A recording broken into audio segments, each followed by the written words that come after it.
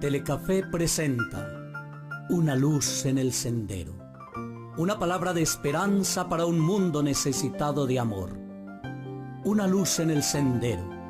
Un cara a cara para vivir e iluminar la oscuridad de la vida de aquellos que amamos. Permíteme orar contigo. Presenta y dirige el Padre Pacho. Bienvenidos a nuestro programa Una luz en el sendero. Un diálogo vigente con un invitado especial, un conversatorio que nos permite conocer cómo Dios siempre tiene un propósito en nuestras vidas y cómo nuestras decisiones son las que determinan nuestro destino y nuestro proyecto de vida. Hemos invitado esta noche al doctor Benjamín Herrera, abogado de profesión, con especialización en Derecho Público. Nuestro conversatorio lo vamos a dividir en dos momentos.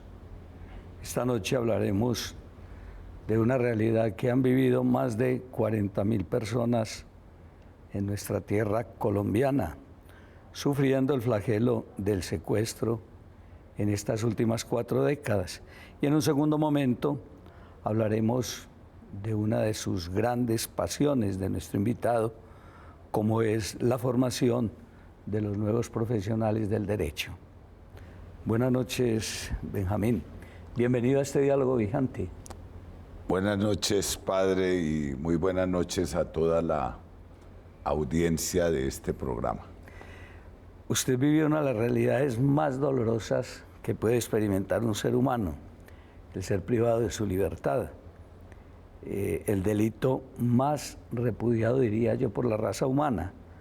Yo pienso que cada vez que recordamos hechos tan dolorosos, de alguna manera nos permiten sanar cada vez más situaciones que son parte de nuestra historia y que recordándolas de alguna manera nos pueden llevar a nosotros a tener como un poco de sanación interior. Padre, yo pienso que la vida está orientada desde que nace a un proceso de sanación. Recordemos que nacemos con un pecado original. Pensemos en la infancia, en la niñez y en todo lo que vivimos, y es un proceso de formación y también pienso que de sanación. Miremos cómo avanzamos en la vida y vamos dejando los viejos recuerdos de la niñez. Si nuestro padre atropellaba y golpeaba a nuestra madre, es un proceso de sanación, por ejemplo. Y así vamos siguiendo en lo que va pasando en la vida y en los diferentes momentos. Todos hemos tenido episodios de sanación, unos muy fuertes, otros menos fuertes, quiebras económicas, pérdidas de libertad, secuestros, incomprensiones. Pero pienso que quienes vivimos apegados a nuestra fe, tenemos que entender que es un paso de sanación en esta vida para llegar a la eternidad. Algunos actores del conflicto que vive Colombia consideran el secuestro como una mera pérdida de libertad, y por eso les quieren dar el nombre de retenidos y no de secuestrados, queriendo olvidar que es la violación a los derechos humanos más flagrante que se puede encontrar en el mundo entero. Usted que lo vivió, ¿se sentía un retenido o un secuestrado?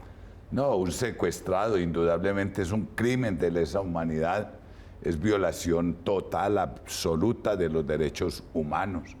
Cuando se secuestra a una persona, no solo es esa persona, se están secuestrando sueños, proyectos, propósitos, se está secuestrando la vida de la familia, se está secuestrando una sociedad que se cuestiona todo un universo y se compromete absolutamente todo, todo. No hay ninguna justificación, y menos de los grupos subversivos, quienes tuvimos la oportunidad de ver en la juventud que era la izquierda. Entonces tenemos que contemplar y decir hoy que no es la izquierda que vimos o que soñamos en algún día, sino una izquierda desorientada, permeada por crímenes de lesa humanidad, asesinatos en masa, secuestros, y hay que decirlo claramente, no es lo que alguna vez leímos de ciertos soñadores, como por ejemplo el Che Guevara. Yo recuerdo mucho sus palabras escritas en el diario, donde decía: prefiero morir en las selvas bolivianas antes que incorporar a la fuerza un campesino. Me preguntaría hoy, ¿es ese el norte de la subversión de las fuerzas revolucionarias que pretenden un mundo nuevo? ¿O es una izquierda equivocada y permeada, por ejemplo, por el narcotráfico, que no lo digo yo, sino que es una realidad que se ha puesto al descubierto en la historia del país y de la humanidad? Un informe documental evidencia la gran deuda del Estado con las víctimas del secuestro. De los 28.000 casos que han sido denunciados, solamente el 8% ha llegado a una sentencia condenatoria, lo que arroja que el 92% de los secuestros han quedado en la impunidad. Un abogado que fue secuestrado más de 18 meses, ¿usted ve que hay impunidad frente a este delito? Claro, totalmente. Primero porque la investigación penal nunca llega a nada. Pues les quiero contar, en mi caso particular, ni siquiera rendí una versión. Ni siquiera. Total, investigarlo menos.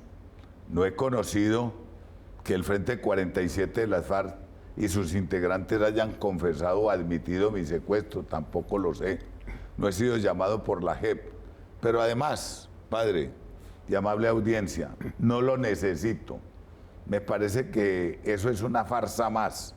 Yo no estoy de acuerdo con esa supuesta y famosa reparación en donde vamos levantando muertos, desplazados, secuestrados en 40, 50, 60 años de historia. Yo creo que cada uno de nosotros debería hacer un proceso de sanación. Es que a mí no me sanan los 20 millones de reparación como víctima de un secuestro por el que nunca quise reclamar. Algunos dirán, no los necesita. No, es que también ese es un aporte mío al Estado, porque el Estado se desangra todos los días más por diferentes fuentes, y esa es una. Yo pensaría que necesitamos una ley interior de punto final, donde digamos, basta, ya. Si estuve secuestrado, ya. Mi proceso de sanación, ya. Mi reclamación, no más. Padre, usted conoce un episodio que yo viví hace unos cuantos años, cuando votábamos por el sí o el no, y de manera simultánea me llamó un comandante que estuvo en el secuestro. Y me llamó increíblemente a mi oficina para decirme que me necesitaba para pedirme perdón. Dije, hombre, no se tiene que preocupar por eso, tranquilo. Hace rato yo olvidé ese pasaje, no esté tranquilo. Dijo, no, yo requiero pedirle perdón. He salido de la cárcel, ya estoy reincorporado a la sociedad. Le puse cita, nos encontramos en Bogotá, frente a la estatua de Simón Bolívar. Nos abrazamos, nos tomamos una fotografía. Me dijo que si quería conocer la verdadera historia de mi secuestro, y le respondí negativamente.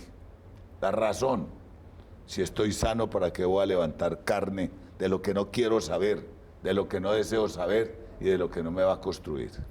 Alguien hablaba, doctor, de una especie de muerte suspendida, ese anhelo de volver a alcanzar la libertad. Todo secuestro no es como un acto de terror que intenta cambiar la voluntad de a quien le han privado de su mayor dignidad.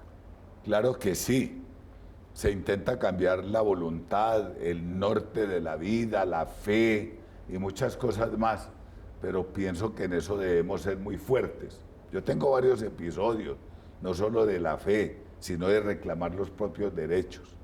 Algo que me causó un gran problema allá al interior del grupo con que yo caminaba en ese secuestro fue cuando reclamé por la condición de salud de un compañero que tenía llamado Roque Guerra, que para mí fue un ángel en el secuestro, fue un papá, fue quien me apoyó, me ayudó, me dio ánimo. Dios lo había puesto allí y lo encontré. Estaba muy enfermo y reclamé, y desde ese día, pues me perdonan el término, pero me llevaron en la mala. Yo era el rico, él era el pobre. Yo no entendía por qué un campesino de Belén de Umbría, que terminó pagando infelices 30 millones por el rescate, estaba secuestrado. Nunca lo entendí. Para mí era el Job del secuestro. Otro episodio fue cuando me ridiculizaron porque me encontraron orando. Ese día me paré, me enfrenté con el comandante. Desde allí puedo decir que me respetaron tanto que llegaron a entregarme un día la Biblia, otro día me llevaron una imagen de la Virgen, otro día me llevaron una imagen del niño Jesús, y fue un pequeño altar que yo tuve la oportunidad de disfrutar durante todo el secuestro con mucho respeto. Y eso terminó, padre, en lo que usted vio el día de mi rescate, un poco de muchachos abrazados, despidiéndome de una manera significativa y con mucho amor, que algunos llaman los síndromes, y que yo no creo en eso, padre. Cuando me preguntan que si yo tuve el síndrome de Múnich, yo no creo en eso. Es que a mí no me tenían secuestrado el mono Jojoy, ni Joaquín. A mí me tenían secuestrados niños de 14, mujercitas de 16, 17 años, desde luego, lideradas por un comandante de 30 o 35 años, que yo entendía finalmente que estaban igualmente secuestrados como yo. Yo le invito, doctor Benjamín, para que vamos a un pequeño receso y ya regresamos. Permíteme orar contigo.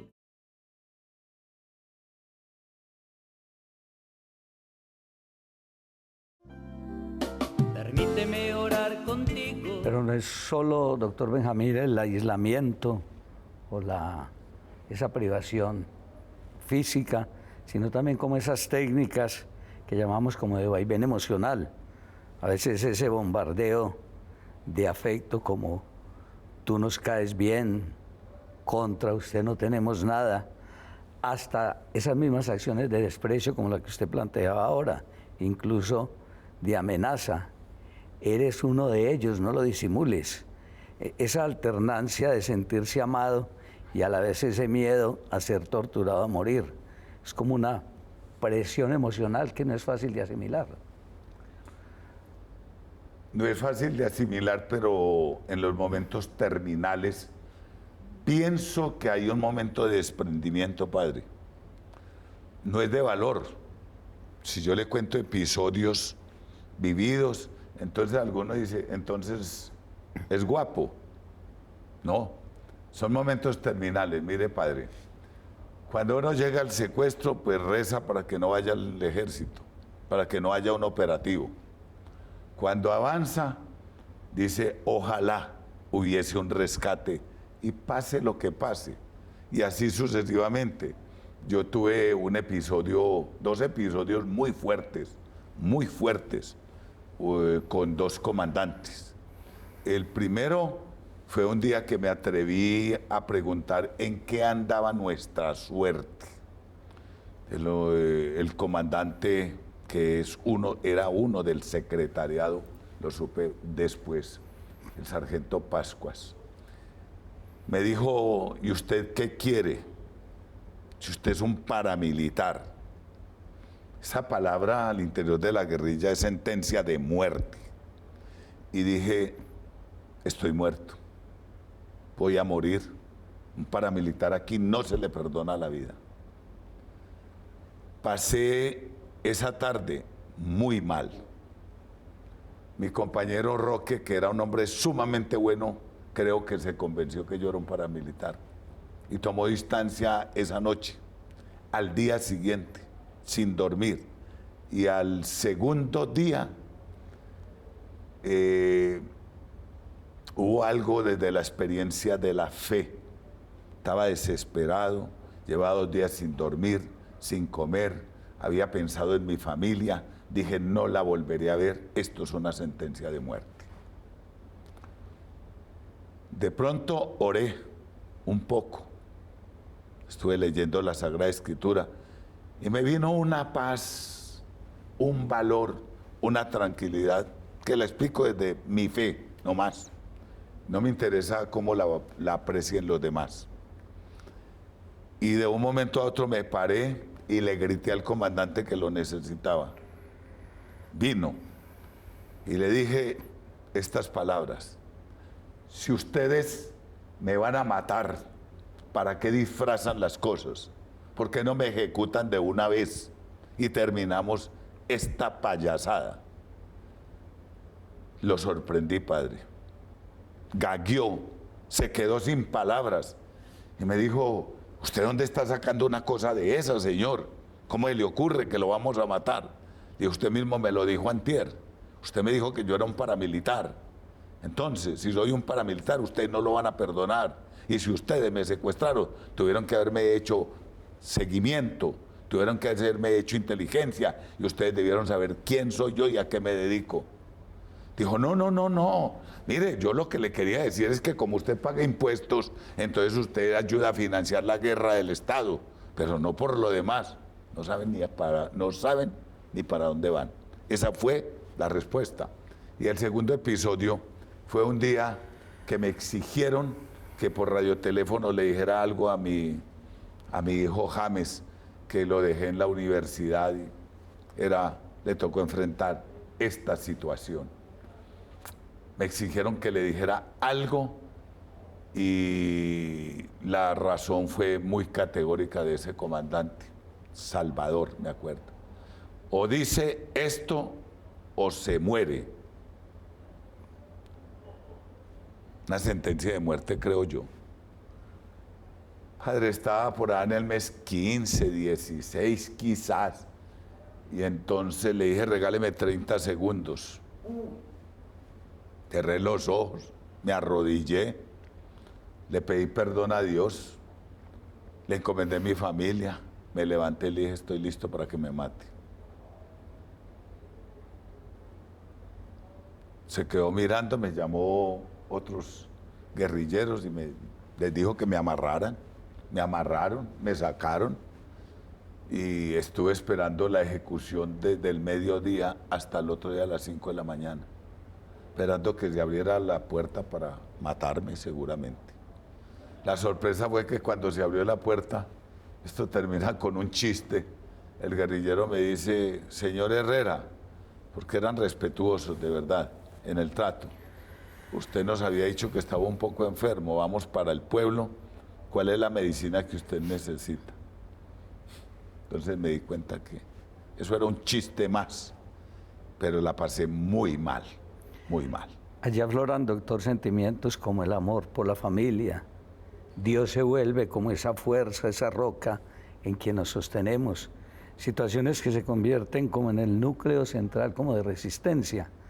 De pronto usted ha escuchado a Víctor Frank, Sí. En el tema de el hombre en busca de sentido y esa experiencia que él tuvo en los campos de concentración, donde defiende que se puede vivir en cualquier cómo, mientras se tenga un porqué. Una razón de existir, padre. Si yo no hubiera leído a Víctor Frank, si no lo hubiera estudiado, tal vez no hubiese resistido. Y segundo, que es lo primero, si no hubiera tenido a Dios tampoco. Empecemos por mi credo en Dios. Siempre fui ese reflejo, eso me enseñaron mis padres. Y aprendí a meditar 3 y 4 horas durante los 6 primeros meses, en donde no tuve un lápiz, ni una revista, ni un cuaderno, nada, y donde simplemente me levantaba y me acostaba, me levantaba del cambuche, mi circulación era de 2 o 3 metros, y al pie un hombre con un fusil que tenía prohibido hablar conmigo. Fue terrible, pero aprendí a meditar, y a veces abría los ojos, habían transcurrido 3 o 4 horas. 3 o 4 horas. Ya el guardia que estaba lo habían relevado. Y mi fe en Dios se acentuó en la familia, en querer volver, en volver a abrazarlos, sí. Pero también hay otra experiencia, Padre. Hay que renunciar a todo. Para no sufrir, empecé a decir, no tengo a nadie, mi familia no existe, no puedo hacer nada. De allí un poema que tal vez usted conoció, que escribía, confieso que los he negado. Es una negación para poder vivir y así poder llegar al momento. Y un día, cualquiera, mes 10, octubre, casualmente tiempo de mi cumpleaños, qué sorpresa cuando me dicen, Señor, pase al teléfono, a los 10 meses. Y yo dije, eso es un chiste, ¿cuál teléfono en el monte? Pero cuando subí,